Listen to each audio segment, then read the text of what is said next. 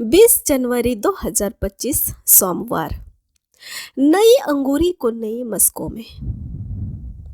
पहला पाठ इब्रानियों अध्याय 5 पद संख्या 1 से 10। प्रत्येक प्रधान याजक मनुष्यों में से चुना जाता है और ईश्वर संबंधी बातों में मनुष्यों का प्रतिनिधि नियुक्त किया जाता है, जिससे वह भेंट और पापों के प्रायश्चित की बलि चढ़ाए।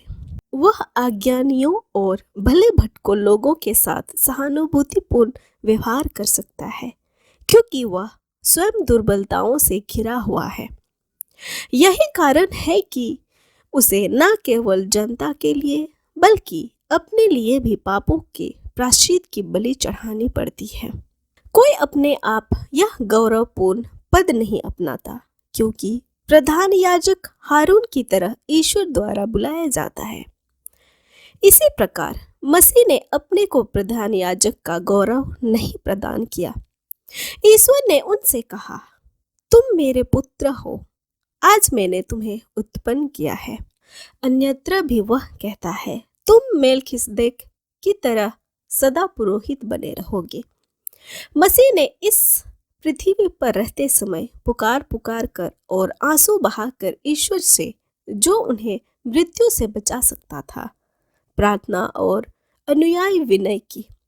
श्रद्धालुओं के कारण उनकी प्रार्थना सुनी गई। ईश्वर का पुत्र होने पर भी उन्होंने दुख सहकर आज्ञा पालन सीखा। वह पूर्ण रूप से सिद्ध बनकर और ईश्वर के मेलकिसदेक की तरह प्रधान याजक की उपाधि प्राप्त कर उन सबों के लिए मुक्ति के स्रोत बन गए, जो उनकी आज्ञाओं का पालन करते हैं। यह प्रभु की वाणी है। ईश्वर को धन्यवाद। संत मार्कुस के अनुसार आज का पवित्र सुसमाचार अध्याय 2 पद संख्या 18 से 22। यूहन्ना के शिष्य और फरीसी किसी दिन उपवास कर रहे थे। कुछ लोग आकर ईसा से बोले, यूहन्ना के शिष्य और फरीसी उपवास कर रहे हैं, आपके शिष्य उपवास क्यों करते हैं? ईसा ने उत्तर दिया, जब तक दूल्हा साथ है, क्या बाराती शोक मना सकते हैं? जब तक दूल्हा उनके साथ है, वे उपवास नहीं कर सकते हैं।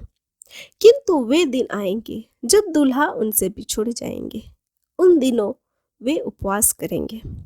कोई पुराने कपड़े पर कोरे कपड़े का पैबंद नहीं लगाता, नहीं तो नया पैबंद सिकुड़ कर पुराना कपड़ा फाड़ देता है और चीर बढ़ जाती है। कोई पुरानी मस्कों में नई अंगूरी नहीं भरता, नहीं तो अंगूरी मस्को फाड़ देती है और अंगूरी तथा मस्कें बर्बाद हो जाती है। नई अंगूरी को नई मस्कों में भरना चाहिए। यह हमारे प्रभु यीशु ख्रिस्त का सुसमाचार है। ख्रिस्त की जय। आइए आज के दोनों पाठों पर मनन चिंतन करते हैं।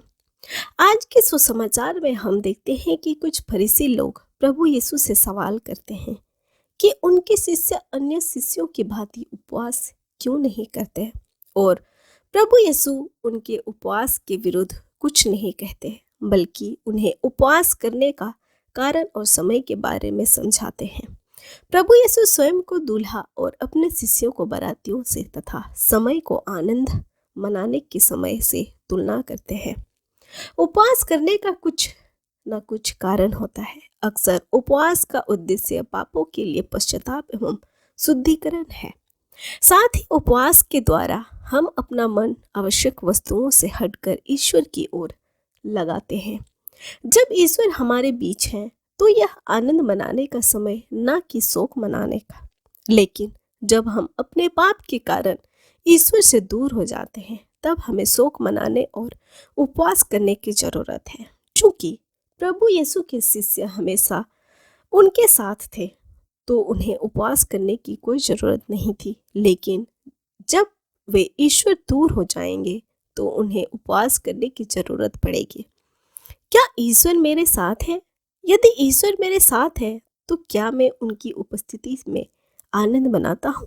यदि मेरे जीवन में ईश्वर की उपस्थिति का आनंद नहीं है तो जरूर मुझे उपवास करने की जरूरत है। आमीन। आप सभी को जय यीशु।